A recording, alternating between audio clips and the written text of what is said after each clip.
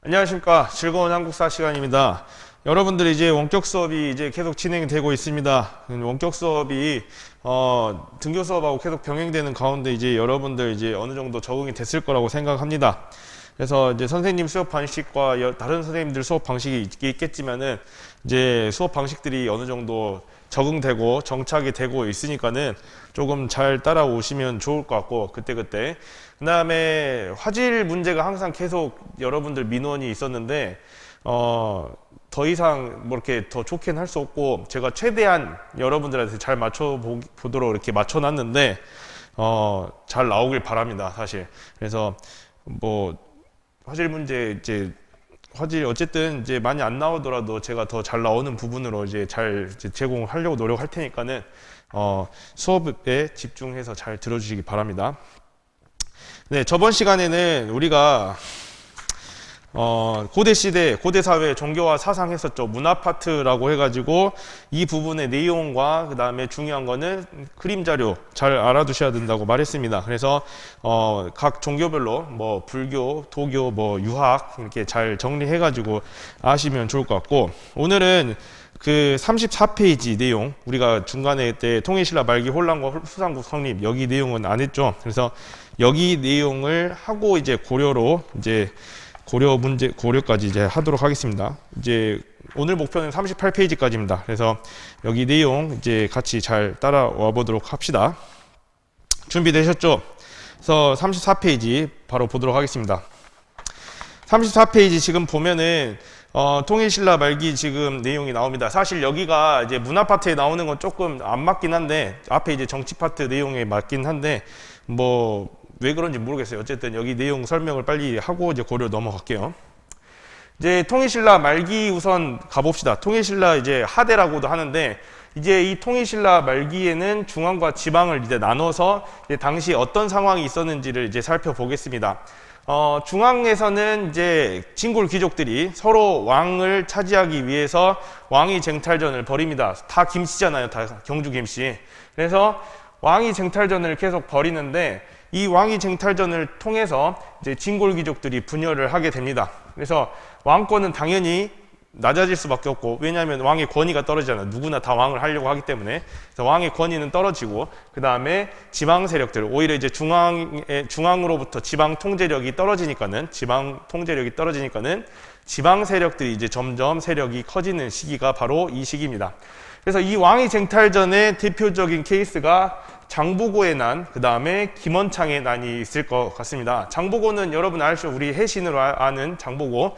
이 장보고는 그렇게 여러 이제 세력을 키우게 되면서 나중에 말년에 자기가 왕을 직접 하는 건 아니고 누군가를 이제 왕위 쟁탈전에 이제 그 군사를 대주다가 결국에는 자객을 만나가지고 이제 살인을 당하게 되죠. 그 다음에 이제 김원창 같은 경우는 김씨잖아요. 얘네도 경주 김씨인데 그 왕위 쟁탈전에서 밀리게 돼요. 밀려가지고 강릉 그 지역으로 이제 유배는 아니고 그쪽으로 이제 지방관으로 이제 보내져 버려요. 그러니까는 여기에 이제 앙심을 품고 군사를 일으켜서 난을 일으켰는데 결국은 패배하죠. 그래서 이렇게 대표적인 케이스가 장보고의 난과 김원창의 난이 있을 거다. 그 다음에 우리가 이제 저저번 시간에 경제 파트 배우면서 우리가 노국과 관료전 배웠습니다. 그래서 노국과 관료전이 서로 이제 반비례 관계로 왕권이 강할 때는 관료전을 지급을 하고 노급은 폐지하고, 반대로 이제 신하들의 권한이 높아질 때는 관료전을 폐지하고 노급을 부활시키는 이런 이제 상관관계가 있는데, 이때는 왕권이 떨어지고 이제 신하들의 권한이 높아지면서 당연히 노급이 부활되게 되는 거죠. 그래서 이때쯤에 노급이 부활되고, 언제부터냐? 경덕왕 때부터라고 아시면 되겠습니다. 그래서 우리 저번에 배웠던 그래프, 왕권과 신권 그래프 좀 잘 이해를 하시면 좋을 것 같아요. 그 다음에 지방, 통일신라 말기에 이제 지방에서는 당연히 지방 통제력이, 중앙에서의 지방 통제력이 떨어지게 되면서 이제 농민들이 봉기를 하기 시작합니다. 농민들이 뭐 왕을 하고자 난을 일으킨 게 아니라 이제 지방에 있던 이제 그냥 그런 탐관 어리들이 이제 수탈을 감행을 하는 거예요. 수탈을 계속 하니까 백성들이 먹고 살기 힘드니까는 이제 농민 봉기를 일으키는데, 대표적인 농민 봉기가 바로 원종과 애노의 난입니다. 뭐 이름은 여러분들 많이 들어보셨을 겁니다. 원종과 애노의 난이 대표적인 난이기 때문에 여러분들 이름은 꼭 들어봤을 텐데 꼭 이 정도는 교과서에는 안 나옵니다. 교과서에는 안 나오더라도 이 정도는 조금 알고 우리가 가야지 않겠냐 해서 제가 적어 놨습니다. 그래서 이 정도는 좀 우리가 알고 가자라고 생각하시면 될 것 같고, 그 다음에 지금 어디냐, 이제 호족의 성장 있는데, 호족은 이제 저번 시간부터 호족이 이름이 점점 등장을 했죠. 이 호족이라는 게 이런 지금 썼습니다. 1번 지역 토착 세력. 그러니까 이런 케이스들이 있다는 거예요. 이제 대표적인 케이스들. 지역 토착 세력들이 있었는데, 이 지역 토착 세력들이 이제 중앙 통제력이 떨어지면서, 야, 그러면은 우리 여기 이 지역에서 우리가 제일 잘 나가니까 우리가 조금 세력을 키워서 이제 좀 잘 먹고 잘 살아보자 하면서 이제 등장한 경우가 있고, 그 다음에 두 번째는 이제 중앙에서 밀려난 귀족, 여기 대표적인 사람이 여기 있죠. 중앙에서 이제 왕위 쟁탈전 하다가 이제 밀려난 귀족들이, 그래 그냥 뭐 여기서 거기서만 짱하냐, 우리 요 동네에서 짱하면 되지 하면서 거기에서 세력을 키워가지고 호족으로 발전된 케이스가 있고, 그 다음에 세 번째 군진 세력. 그러니까 지방으로 파견된 군대들 있잖아요. 군대. 이 군대를 이끌던 이제 장군들이 이제 뭐 지방 통제력이 떨어지니까는 그냥 아예 그쪽에서 이제 자기 군사력을 가지고 하나의 세력을 이제 호족으로 이제 발돋움한 경우가 있습니다. 그래서 큰 이제 케이스고, 여러 다양한 케이스들이 많이 있지만은 이 정도만, 호족이 어떻게 성장한지 정도만 알면 좋을 것 같습니다. 그래서 이 호족들이 이제 누구와 결탁을 하냐면은 육두품과 같이 이제 조인을 하는 거예요. 그래서 육두품 같은 경우는 우리가 저저번 시간에 배웠듯이 골품제 때문에 그 자기가 올라갈 수 있는 상한선이 정해져 있었잖아요. 그래서 이 골품제를 이제 불만을 품고, 이 골품제에서 좀 벗어나서 이제 새로운 세상을 꿈꾸면서 호족들과 이제 연합을 하게 됩니다. 그래서 약간 육두품 세력이 능력이 있다고 했잖아요. 능력이 이렇게 출중한데, 이렇게 물론 이제 이런 신라 사회를 이제 버리고 이제 당나라로 간 경우도 있고, 그냥 아예 그냥 그 뭐 금강산을 들어간 경우도 막 있고 그러는데, 그런 것보다는 현실적으로 자기가 조금 더 이제 올라가고자 이제 호족과 결탁하는 모습들이 나타나게 된다. 그래서 그렇게 되고, 그 다음에 이제 이 호족의 사상적 기반은 이제 선종과 풍수지리설이 나옵니다. 우리가 저번 시간에도 얘기했지만은 선종의 반대말은 교종인데, 교종은 이제 왕실과 귀족의 종교라고 했죠. 귀족들을 위해서 이제 뭔가 안녕을 빌고 뭐 이런 식으로 가니까는 그에 이제 대비해서 호족들은 선종을 이제 적극적으로 밀기 시작하죠. 이제 선종 원래 백성들에서부터 조금 인기가 많아졌는데, 이 선종이 이제 그렇게 많아지고 왕실과는 조금 반대되고자 하니까는 호족이 선종을 받아들이게 된 겁니다. 그 다음에 풍수지리설 같은 경우는 저번 시간에도 말했듯이 경주 중심의 그런 지리학적 개념을 깨고자 우리 지역에서도 조금 뭔가 왕의 기운이 나타난다, 우리 지역도 잘 먹고 잘 살 수 있다, 이런 것들을 풍수지리설을 통해서 이제 가지고 나가는 거죠. 사상적 기반으로. 그래서 이렇게 호족이 성장하게 되었다, 지방에서. 그래서 이 호족들을 이제 규합해가지고 새로운 나라들이 이제 만들어지게 되는데, 그게 바로 후삼국 시대입니다. 후삼국 시대는 이제 성립이 이제 후백제, 견훤이 이제 군진 세력이죠. 대표적인 군진 세력이 이 견훤이었죠. 그래서 견훤이 후백제를 세우는데, 이제 전라도 지역과 충청도 지역을 아우르는 이제 옛날 백제 지역을 이제 장악하면서 후백제라고 이제 이름을 지었고, 그 다음에 궁예가 이제 여러 호족들을 규합해가지고 후고구려를 세웁니다. 이제 궁예 아시죠? 저기 태조왕건 그 대하드라마는 안 봤겠지만은 짤은 많이 봤잖아요. 뭐 알죠? 누가 감히 기침을 내어서 기침소리 내어서 뭐 알잖아요, 그거. 어쨌든 그래서 그 궁예가 이제 송악을 이제 중심으로 해가지고 후고구려를 열고, 나중에 이름도 바꾸죠. 철원으로 천도를 하고 이제 뭐 마진, 태봉 이렇게도 바꾸는데, 어쨌든 후고구려를 세우게 됩니다. 그래서 이제 남아있는 신라와 함께 후삼국 시대를 열게 된다. 그런데 이 궁예가 그렇게 누가 기침소리 내었어 이렇게 하면서 막 이렇게 폭정을 많이 일으키니까 관시법도 나오고 그러잖아요. 그러면서 결국에는 이제 궁예가 왕위에서 쫓겨나게 되고, 새롭게 왕으로 추대된 게 왕건입니다. 그래서 왕건이 그대로 그 나라를 이어받게 되고, 새롭게 고려라는 나라로 건국을 합니다. 그리고 다시 이제 송악으로 이제 천도를 해가지고 고려 이제 개경으로 삼는데, 거기에서부터 이제 시작을 합니다, 고려가. 그래서 발해 유민들을 포용합니다. 발해가 이제 거란족에 의해서 이때쯤 망하게 되고, 이때 이제 남쪽으로 쭉 같은 민족이니까 남쪽으로 내려오게 되는데, 이제 고구려의 이제 후손이라고 해서 이제 폭넓게 받아들이게 되는 거죠.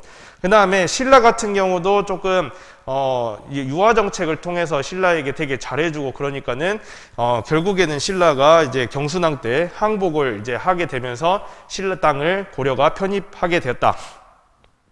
그리고 이제 마지막으로 남아있던 후백제는 이제 계속 이제 전투를 벌이면서 이제 대립을 해왔는데, 이 후백제는 원래 견훤이 이끌었지만, 이 견훤이 나중에 그 아들인 신검한테 이제 배신을 당하고 이제 금산사에 유폐됐다가 이걸 탈출해가지고 고려로 귀순을 하죠.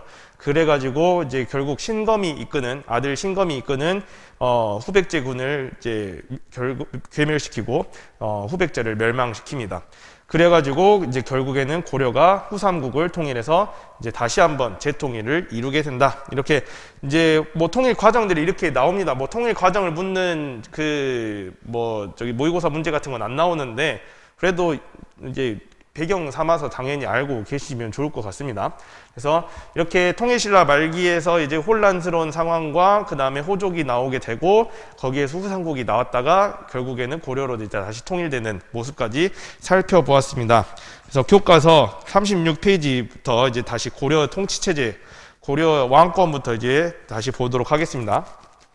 지금 36페이지 고려의 성립과 후삼국 통일까지 우리가 본 겁니다. 지금 이제 두 번째 36페이지 밑에 쪽에 왕권 안정, 그 다음 유교정치 이념의 채택, 여기서부터 이제 설명 들어가겠습니다.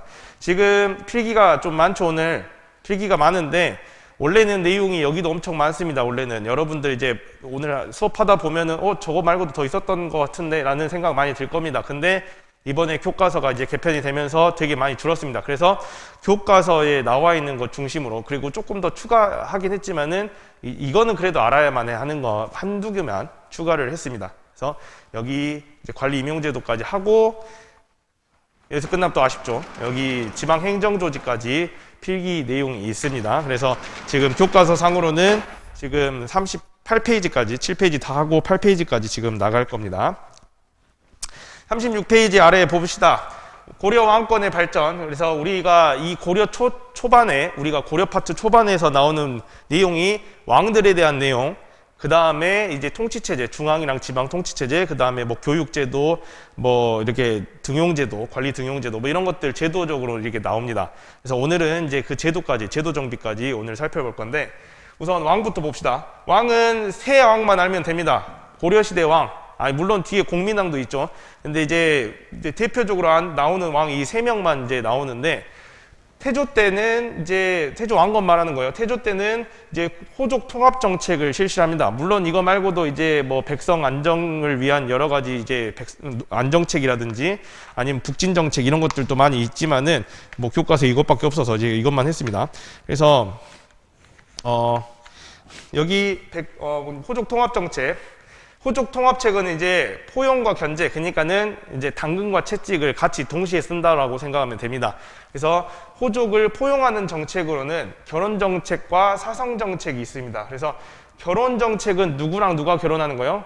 왕건, 그러니까 왕이랑 그 다음에 호족과 결혼하면 안 되죠. 호족하고 결혼하면은 동성이잖아요. 그게 아니라 호족의 딸과 이제 결혼하는 정책이죠. 그래서 호족을 하나의 가족 바운더리로 묶는, 이제 호족이 그러니까 장인어른이 되는 거죠. 이렇게 가족으로 이제 묶는 결혼 정책을 실시를 하고, 그 다음에 사성 정책은 뭐냐면은 사자가 하사하다, 그 다음에 성자는 성씨, 우리 선생님은 정씨, 그 다음에 여러분 뭐 김이박 이런 거 성씨, 여기는 성이 뭐예요?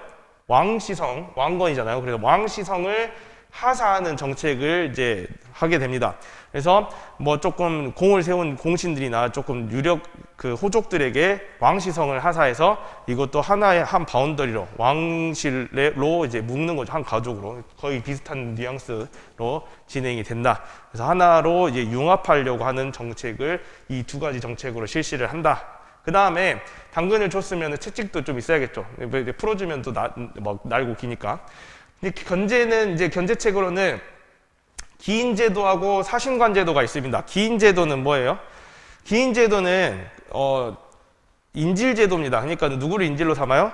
호족, 그 지방 호족의 자재를 개경으로, 그러니까 고려의 수도 개경으로 이제 올라오게 해가지고 인질로 삼는 거예요. 그러니까 진짜로 이렇게 인질로 잡아가지고 뭐 이렇게 집 밖에 못 나가고 그런 게 아니라 그냥 이제 돌봐주는 거예요. 그래서 만약에 그쪽 지역에서 만약에 광주 지역에 있는 이제 호족의 자재가 올라왔다. 근데 광주에서 반란이 일어났다. 그러면은 처단하는 그런 식으로 인질로 잡아놓는 제도가 기인제도입니다.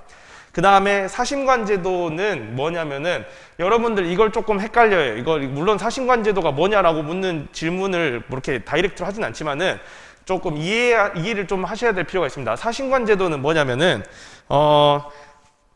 제가 사신관이 광주 사신관이 제가 이제 이것부터 합시다. 광주에서 이제 저는 이제 광주 사람인데 광주의 출신 호족이에요. 근데 광주 출신 호족이었는데 이제 공을 세워가지고 중앙 관료로 이제 올라가게 됐어요. 그러면은 지금 사는 데가 어디겠어요? 개경 서울에서 살겠죠. 그래서 이제 서울에서 이제 관료를 하면서 살게 됐는데 너가 광주 출신 호족이었지 하면서 왕이 나보고 광주 사신관을 하래요. 광주 사신관을 하라고 하면은 나는 광주로 내려갈까요? 아닙니다. 여러분들이 이제 이걸 헷갈리는데 사신관으로 임명을 하면은 광주에 내려가서 사는 게 아니라 그대로 있는 거예요. 그러니까 사신관은 지방관이 아닙니다. 지방으로 이제 파견하는 그런 게 아니라 명예직이라고 생각하면 됩니다. 내가 원래 이제 관료로 맡은 중앙 관료로 맡은 그 직무를 하면서 이 사신관으로 임명됐다고 해서 뭘 하는 게 아닙니다. 그냥 명예직으로 그냥 너는 광주 출신이니까 너는 그냥 광주 사신관 해 이렇게 되는 거예요.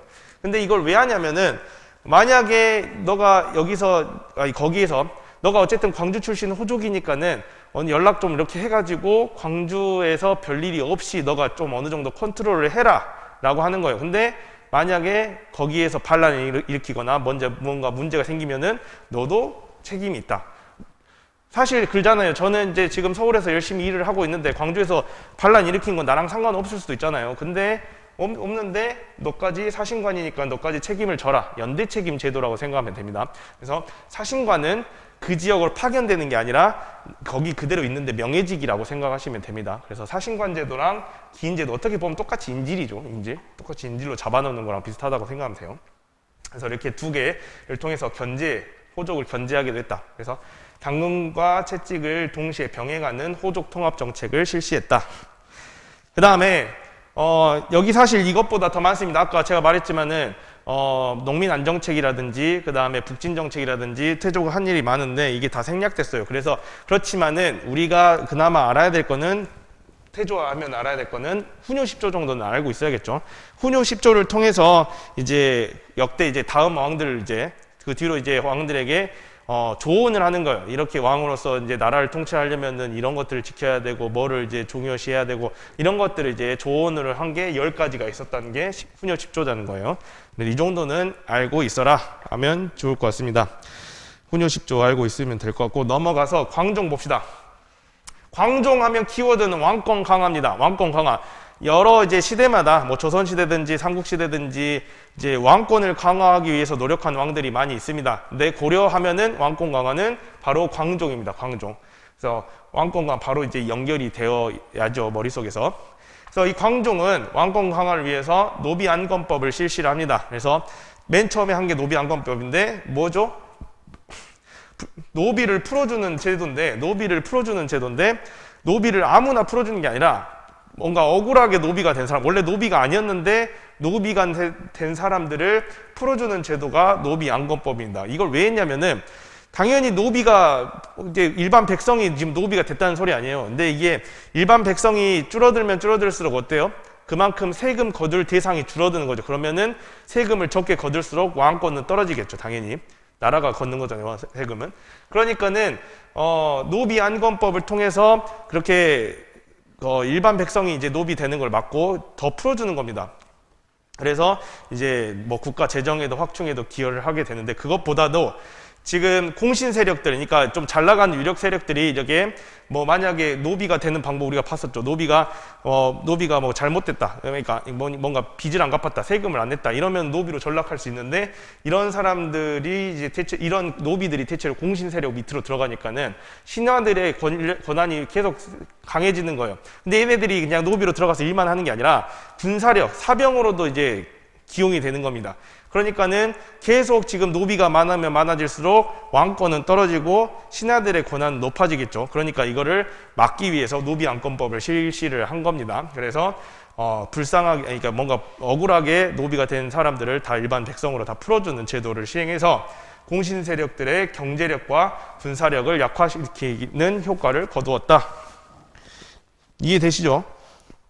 그 다음에 과거제를 실시합니다. 이제 쌍기라는 사람의 이제 건의로 이제 과거제를 시행을 하는데 과거제가 우리가 알고 있는 그 과거제입니다. 이 과거제는 이제 우리가 저번에 독서 상품과 얘기할 때도 잠깐 얘기했지만은 제한이 없습니다. 천민은 이제 사람 취급을 안 받았으니까 빼고 모든 일반 백성들까지도 다 자격이 되는 게 과거제인데 사실 현실적으로는 일반 백성들이 이제 응시하기는 좀 어려웠죠. 현실적으로는 어쨌든 제도적으로는 모두에게 열려있는 시험으로 능력 위주의 이제 사회가 좀 됐음을 이제 의미하는 게 과거제입니다. 그래서 이렇게 과거제를 시행을 하면서 이제 관료를, 유교적 마인드를 가지고 있는 관료를 뽑는데, 그냥 뽑겠어요. 얘네들이 이제 왕이 이렇게 뽑아줬잖아요. 이 왕이 나를 뽑아줬어. 그러면 누구한테 충성? 왕에게 충성. 그래서 왕권을 뒷받침할 관료 세력을 양성하기 위해서 과거제를 시행했다. 그래서 이것도 왕권 강화랑 연결이 된다라는 거 아시면 되겠습니다. 그 다음에 지금 이 공복제정이나 황제칭호 연호 사용은 안 써져 있는데 이 정도는 그래도 알아야 하지 않겠냐고 썼습니다. 공복제정은 옷입니다. 옷복자잖아요. 그래서 우리 저번에 관등제 배웠죠. 관료들의 등급들을 이렇게 딱 나눈댔잖아요. 그 등급에 따라서 옷 색깔을 바꾸는 게 바로 공복제정입니다. 그래서 이 공복제정의 의미는 관등제라고 생각하시면 됩니다. 관리들의 등급을 이제 나눴다. 그래서 등급을 나누면서 이제 어느 정도 이제 서열을 나누게 되고, 그 다음에 이제 왕권을 강화해서 이제 자신감이 붙어서 황제 칭호를 사용합니다. 이제 내가 황제예요. 그 다음에 우리도 이제 황제국임을 이제 표현하면서 연호를 사용했는데, 광종 때 연호는 조금 시험에 나오기 때문에 알기 바랍니다. 광덕 준풍이라는 연호를 사용을 했습니다. 요즘 모의고사에서 나오는 추세는 좀 적어지긴 했는데 적어도 나중에 한국사 시험 이런 데서는 이제 충분히 나올 수 있는 내용이니까 미리 알아두면 좋겠죠. 광덕 준풍이라는 연호를 사용했다. 그 재작년 고3까지, 지금 고3 애들까지는 다 봤습니다. 이거 기본적으로 다 본 거예요. 여러분 많이 줄어서 지금 되게 좋은 거라고 생각하십시오. 넘어가서 성종 봅시다. 성종은 이제 이 광종이 쌓아놨던 왕권에 기반해서 유교 정치 질서를 강화한 이제 성종하면 유교입니다. 근데 이제 고려는 무슨 국가예요? 불교 국가죠. 근데 이제 불교 국가인데 불교를 이제 뭐 이렇게 다운시키는 게 아니라 불교를 조금 여기까지 하고 유교적인 이제 조금 정치 시스템을 확충시킨 왕이라고 생각하면 됩니다. 그래서 유교정치, 성종하면 유교정치 이렇게 생각하시면 됩니다. 그래서 누구의 건의를 받았냐? 성종이 맨 처음에 딱 왕이 되자마자 신하들한테 미션을 줘요. 숙제를 딱 내줘요. 야, 우리 나라를 발전시키려면 어떤 것들이 필요한지 적어서 내와봐 했는데 거기서 지금 숙제를 잘 해온 사람이 최승로였던 거예요. 그래서 최승로가 뭘 했냐면은 시무 28조라는 걸 냈는데 여기 내용은 지금 38쪽 봅시다.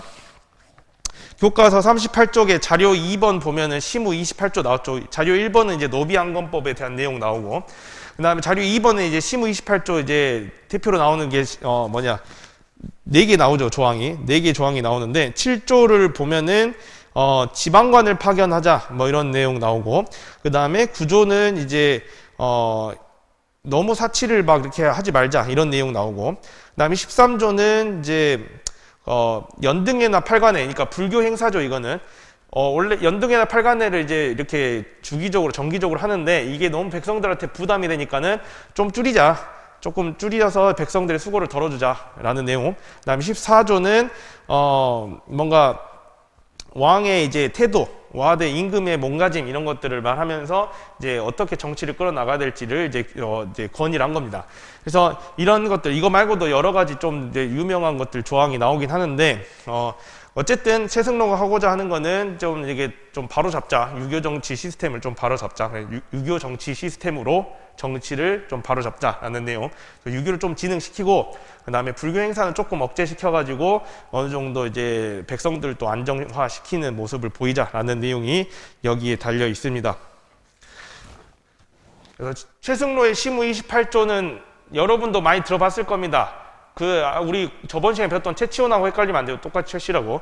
어쨌든 최승로의 시무 28조 꼭 기억하시고 하시면 되겠습니다.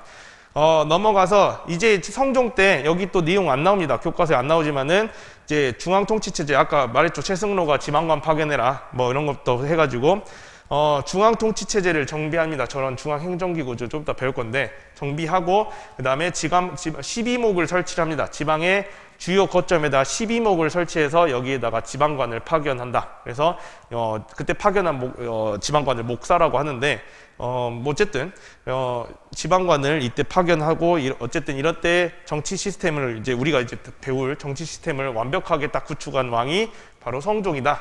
이렇게 아시면 되겠습니다. 아시겠죠? 네, 그러면 이제 교과서 37쪽으로 넘어가겠습니다. 37쪽 중앙행정기구 관련 임용제도, 그 다음에 지방행정조직 정비 여기까지 이제 빨리 해보겠습니다. 중앙행정조직 행정기구는 이제 이성육부제입니다.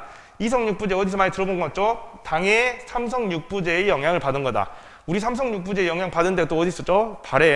발해는 똑같이 삼성육부제를 사용했지만은 뭐 명칭이나 운영이 독자적으로 했으면서 뭔가 좀 독자적인 모습을 보였다라는 거 이제 다시 한번 알아두시고 고려 같은 경우도 똑같이 받아들인 게 아니라 이제 고려 실정에 맞게 개편을 해서 여기서는 이성육부제로 개편을 했다. 그래서 원래 중서성, 문화성, 상서성 이렇게 나눠졌는데 중서성과 문화성을 묶어서 중서문화성, 상서성 이렇게 해서 이성으로 개편을 했다. 이 외에도 이제 도병마사랑 식목도감을 이제 따로 둡니다. 이거는 원래 없었던 거예요. 삼성육부제 체제에서는 없는데 고려 귀족 정치의 뭔가 특징을 보여주는 약간 대표적인 케이스라고 보면 됩니다. 그래서 도병마사와 식목도감 같은 경우는 중서문화성의 높으신 분들 대신 중서문화성 같은 부서 안에서도 조금 높은 그러니까 장관급인 친구들이 있을 거 아니에요. 그 다음에 중추원에서도 높은 분들을 추밀이라고 했는데 아니면 추신이라고 했는데 어쨌든 이 제신과 추밀이 같이 이 도병마사와 식목도감에 들어가서 국가 중대사에 대해서 회의를 하고 결정하는 역할을 했다. 어쨌든 고려 귀족들이 높으신 귀족분들이 모여가지고 뭔가를 중대사를 결정하는 회의기구가 따로 있었다라고 아시면 되겠습니다. 원래 우리가 37쪽 오른쪽에 보면은 그림 있죠. 왕 해가지고 도병마사, 식목도감, 중서문화, 상서동. 원래 이거 항상 고려 정치 시스템 들어가면 이렇게 정리를 했었잖아요. 아마 그렇게 했을 겁니다. 근데 우리가 여기 교과서 개편되면서 우리가 보통 도병마사는 뭐 했니, 식목도감은 뭐 하는 데니, 그 다음에 중서문화성은 뭐 했니, 중추원은 뭐 했니 이런 거 다 배웠었잖아요. 근데 이런 게 다 빠졌습니다. 얼마나 편해요. 얼마나 너무 좋죠. 안 좋아요? 좋지. 그래서 지금 교과서에 나온 것만 정리를 한 겁니다. 그래서 이 정도는 적어도 알아야 이제 된다는 걸로 파악하시고, 이거는 알고 넘어갑시다. 그래서 도병마사, 좀 디테일하게 보면은, 도병마사는 뭐 했냐면은 국방을 담당했다. 그 다음에 식목도감은 법률이나 뭐 제도 이런 것들을 제정하는 역할. 그러니까는 좀 높은 사람들끼리 모여서 이제 하는 기구 같죠. 그 다음에 뭐 중서문화성은 이제 국정을 총괄했고, 그 다음에 중추원 같은 뭐 국가 기밀, 왕명을 출납, 뭐 왕의 비서기구 역할 막 이런 것도 하고, 어쨌든 그냥 알아만 두십시오. 안 써져 있으니까. 뭐 그렇게 하면 될 것 같고. 그 다음에 대간을 봅시다. 대간은 이제 언론을 담당하던 애들을 이제 대간이라고 불렀는데, 그러니까 우리가 언론이라고 하면은 뭔가 이제 정보 전달, 언론이라고 하면 우리 신문, 뉴스 뭐 이런 거 말하잖아요. 그런 언론이 정보를 전달하는 거 외에도 뭔가 잘못된 거에 대해서 비판하고, 우리가 사설 쓰잖아요. 신문에서 뒤에 보면은 이런 논평 같은 거 쓰잖아요. 이런 거는 좀 잘못되지 않았냐. 그리고 마지막에 뭐 뉴스에서도 뭐 브리핑하면서 이런 거 조금 이런 거는 잘못되지 않았냐 이런 거 했잖아요. 그래서 이런 것들이 그냥 정보 전달에서 끝나는 게 아니라 이제 이게 평가, 어떤 정책에 대해서 평가를 내리고 이건 잘못됐다, 잘잘못을 가리는 그런 역할을 했다라고 생각하시면 됩니다. 언론 역할이. 그래서 그런 잘잘못도 이제 따지고 그 다음에 뭔가 잘못된 것 잘못됐다라고 말하는 역할을 담당했는데 여기에 누가 들어갔냐? 얘네들 대관에 해당한 사람이 누구냐? 중서문화성의 낭사. 여기 아까 중서문화 나왔죠? 여기는 높으신 분들이니까 여기는 좀 낮으신 분들, 낮은 이제 관료, 직책에 있는 사람들을 낭사라고 했고, 그 다음에 어사대 관료, 얘네들도 좀 직급이 높진 않습니다. 그래서 낮은 직급에 있는 친구들 둘이 이런 언론 담당을 하면서 대관이라고 불렸다라고 알면 되겠습니다. 그 다음에 이제 한 가지 안 써놨는데 3사가 나옵니다. 3사. 여기 저기 옆에 그림 보면 3사 나오죠. 3사가 이제 조선의 3사랑 이제 구분할 줄 알아야 되는데 조선의 3사는 3사 숫자로 씁니다. 3사. 그래서 조선의 3사는 그때 가서 말하고 고려의 3사는 뭐 한대요? 그 곡식을 출납하고 이런 거를 맡아요. 그러니까 그런 그러니까 재정 역할, 재정을 담당하는 곳이었다 정도만 우선 알고 넘어가도록 합시다. 그러니까 너무 안 써진 게 많아요. 선생님 답답합니다. 이거 진짜 다 알아야 되는데 너무 막 이런 것들이 안 써졌으니까 뭐 이거를 안 할 수도 없고 이건 해야 되는데 약간 이런 마인드가 사실 좀 선생님한테 강합니다. 그래서 그렇지만은 뭐 교과서에서 하라는 대로 해야죠. 뭐 어쩔 수 없죠.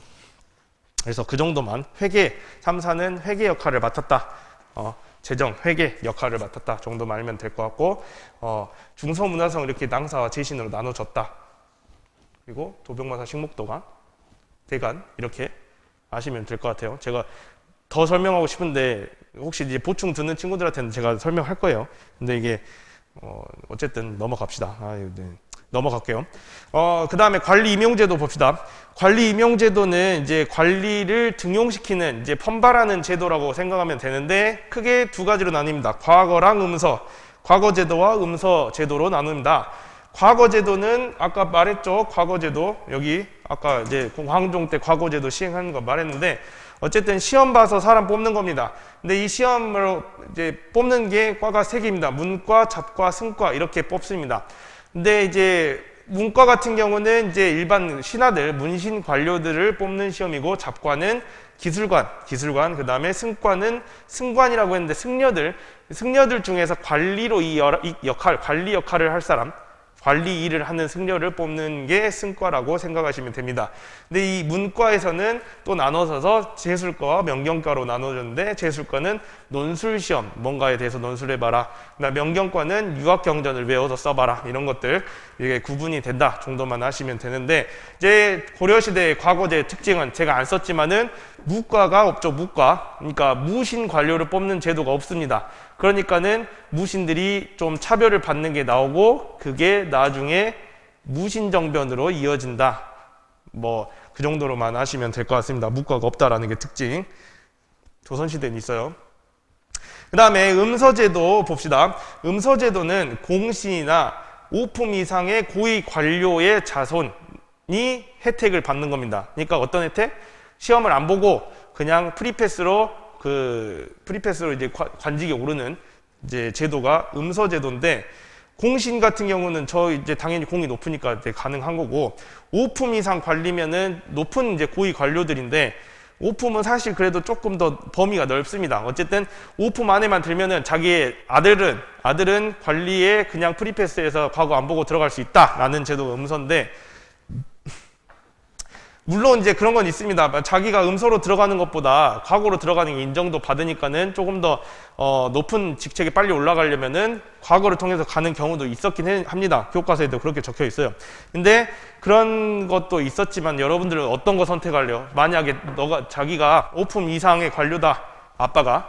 그러면은 자기는 뭘 선택할래요? 보통 이거 선택하겠죠. 그때도 비슷합니다. 그래서 음서로 들어가는 비율이 과거로 들어가는 비율보다는 높았다. 그러니까 능력 위주의 사회가 좀 되긴 했지만은 그 고대 사회보다는 골품제 때보다는 그렇지만은 그래도 어느 정도 한계가 있었다라는 것 좀 알고 계시면 되겠습니다. 그래서 어쨌든 과거제도도 많이 들어가지만은 음서제도가 좀 더 많이 그리고 또 뭐가 있었냐면은 음서제와 과거제도 이렇게 어쨌든 어느 방법을 통해서 관직이 되든 차별은 없었다. 뭐 꼭 야 저 음서 출신 백으로 들어와서 낙하산 이렇지 않았다는 거예요. 그래서 음서 출신이나 과거 출신이나 차별받지 않고 뭐 이렇게 등용이 됐다라는 거 아시면 될 거고, 그 다음에 이제 호족과 육두품 출신들이 이제 과거를 통해서 중앙으로 진출을 합니다. 과거를 통해서 중앙 진출하는데 얘네들이 이제 계속 대대로 이제 계속 이제 고위 관직을 차지하면서 이제 문벌이라는 걸 형성을 하게 되고, 이게 문벌 귀족화가 되는 거죠. 이해되시죠? 여러 대에 걸쳐서 계속 고위 관료를 배출하는 가문을 문벌 귀족 가문이라고 생각하시면 됩니다. 그래서 이를 문벌이라고 한다라고 생각하시면 됩니다. 이런 이제 문벌들이 나중에 계속 개경에 이제 수도에 거주하면서 계속 중요 관직을 독점하게 되고, 왕실이나 다른 집안을 계속 혼인을 자기들끼리만 하는 거예요. 그러면서 권력을 계속 키워나가는 모습을 보인다. 나중에 이제 문벌 귀족 할 때 이제 봅시다. 넘어가서 지방 봅시다. 지방 거의 끝이 났습니다. 지방 행정 조직 이제 밑에 봅시다. 지방 행정 조직은 전국을 서울, 경기도 이쪽 경기도 이제 경기와 5도 양계로 나눕니다. 우리가 보통 이제 경기 빼고 5도 양계로만 하는데 경기가 따로 있긴 해요. 그래서 경기는 이제 서울을 포함해서, 경자가 서울 경자잖아요. 기자는 그릇 기자입니다. 서울을 감싸고 있는 그릇 모양이라고 해서 경기라고 하는데, 경기 지역은 따로 이제 특수구역? 어쨌든 다른 데 도고, 나머지를 5도 양계로 나눴다. 그래서 5개의 도와 양계로 나눴는데, 여기는 일반 행정구역, 그 다음에 양계는 군사 지역으로 이제 나누는 거예요. 그래서 일반 행정구역 5도 밑으로는 군현을 설치하고, 계는 양계 밑에는 진을 설치합니다. 양계라고 해서 이름이 양계 이렇게 써진 게 아니라, 여기 37쪽 지도 있죠. 북계, 동계, 2개의 계라고 해서 양계라고 하는 겁니다. 그리고 나머지는 서해도, 교주도, 양광도, 전라도, 경상도 해가지고 5개에서 5도죠. 그래서 5도 밑에는 군현, 그 다음에 양계 밑에는 진, 이렇게 생각하시면 됩니다. 여기는 군사행정구역, 여기는 일반 그냥 행정구역, 여기는 이제 서울특별시, 약간 이렇게 생각하시면 되겠습니다. 그 다음에 지방관을 파견을 합니다. 각 지역에 이제 지방관을 파견을 하는데, 문제는 아까 이제 여기 있잖아요. 현이 이제 가장 말단 행정구역이라고 생각하면 되는데, 이 행정구역이 여기 주현과 속현이 이제 나눠집니다. 어떻게 나눠지냐? 지방관을 파견한 현을 주현, 파견하지 않은 현을 속현이라고 합니다. 근데 아직 그 지방 행정체제, 그러니까 뭐 통치 시스템이 완벽하게 정비가 된 게 아니라, 완벽하게 안 됐다기보다는 조금 아직 그런 기술 수준이 부족한 거예요. 그래서 모든 지역에 다 파견하기엔 조금 어려움이 있었던 거예요, 그때 당시에는. 그래서 지방관을 파견한 주현보다 파견하지 않는 속현이 훨씬 더 많았다라고 알면 되겠습니다. 그래서 주현이 이제 나머지 속현까지 이제 관할을 하는데, 주현이 좀 주요 지역에다 그러니까 지방관을 파견하고, 나머지 이제 근처에 있는 속현들을 이 주현에 파견된 지방관이 어느 정도 컨트롤을 했다. 그러면 근데 평소에는 누가 컨트롤할까요? 이 속현은? 그러니까 이 주현이 한 사람이 모든 걸 다 컨트롤하기 힘들잖아요. 그러니까는 이 속현은 누가 이제 컨트롤을 대체를 하면은 향리가 합니다. 그래서 향리 좀 이따 보고, 그 다음에 이 향부곡소라는 특수 행정구역이 존재를 합니다. 그래서 여기는 좀 이제 일반 백성들보다는 좀 천대시하는, 그런다고 노비는 아니고 일반 백성이긴 하지만은 약간 차별받는 애들을 모아놓은 데를 이제 여기 향부곡소라고 했는데, 얘네들은 이제 세금을 좀 더 많이 낸다거나 다른 여러 가지 의무가 있습니다. 그래서 그리고 여기에는 지방관을 파견하지 않고, 여기에 이제 다스리는 사람이 따로 있었어요. 그 다음에 여기 이제 51쪽이 나오니까 그 내용은 이제 그때 가서 보고, 이 지방관 파견이 이제 호족 세력이 어떻게 영향을 주는지 이제 한번 그걸 봅시다. 이제 호족 세력이 이제 향리로 재편이 됩니다. 이 향리 제도를 마련한 게 아까 누구라 했죠? 성종이라 했죠. 지방관을 파견을 하면은 각 지역에 지금 호족들이 다 어느 정도 그 지역에서 실세로 다 어느 정도 통치를 해왔잖아요. 근데 이제 국가에서 너희들을 내가 직접 장악할게, 중앙에서 너희들 직접 컨트롤 할 거야 하고 지방관을 파견을 하는 거겠죠. 그러면은 지금까지 어느 정도 실세였던 호족들의 지금 입지가 어떻게 돼요? 조금은 떨어지겠죠. 이해됩니까?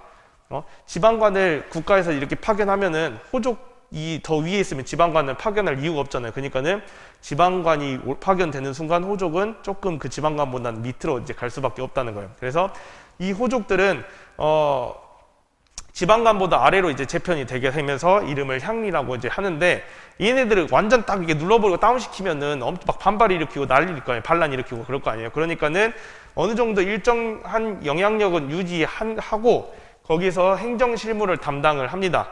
행정실무, 그러니까 수령을 보좌하는 역할, 수령 조금 자문을 해주는 역할, 이런 역할을 했다는 거예요. 거기에다가 아까 말했던 속편, 이런 속편들은 지방관이 파견 안 되잖아요. 그러니까 여기서는 대체적으로 향리가 여기에서 이제 지방 행정 업무를 담당을 했다. 그리고 조금 이제 결정적일 때는 이제 여기서 이제 주연의 지방관이 컨트롤을 하긴 했지만은 어쨌든 실세는 향리였다라는 거 아시면 되겠습니다. 그래서 뭐 질문 사항이 있거나 그러면은 바로바로 저 채팅창에다 올리십시오. 또 모른다고 또 그냥 모른 채로 넘어가면 시험 볼 때 손해 보니까 바로바로 올리시면 되겠습니다. 그래서 이때 이제 이렇게 우리가 아까 봤던 문벌, 이제 중앙으로 우리가 호족이 있죠. 똑같이 호족에서 스타트합니다. 중앙으로 이제 과거를 통해서는 어쨌든 공을 세워서 공신으로 가거나 해서 중앙으로 간 애들은 계속 이제 신하로 있으면서 문벌 귀족이 되고, 그 다음에 지방에 있던 호족들은 이제 이렇게 향리로 재편이 되면서 향리라는 이제 중앙과 지방에 이렇게 따로 재편이 되게 됐다. 그래서 지배층으로 중앙의 문벌, 지방의 향리, 이렇게 지배층이 형성이 됐다라고 생각하시면 되겠습니다. 그래서 37쪽에 있는 정리교실 이제 개별적으로 좀 해보시고, 아까 38쪽 내용은 우리가 자료 1, 2번 대충 받고 나머지는 조금 한번 생각해 보시고 풀어보시면 될 것 같습니다. 오늘 수업이 조금 내용도 많고 좀 어려웠을 수도 있는데 조금 잘 이해해 보시고 혹시나 질문 있으면 바로바로 해주시기 바랍니다. 다음 수업은 39쪽부터 대외관계 쭉 진행을 하겠습니다. 대외관계부터 쭉 진행을 하도록 하겠습니다. 오늘 수업은 여기까지입니다. 수고하셨습니다.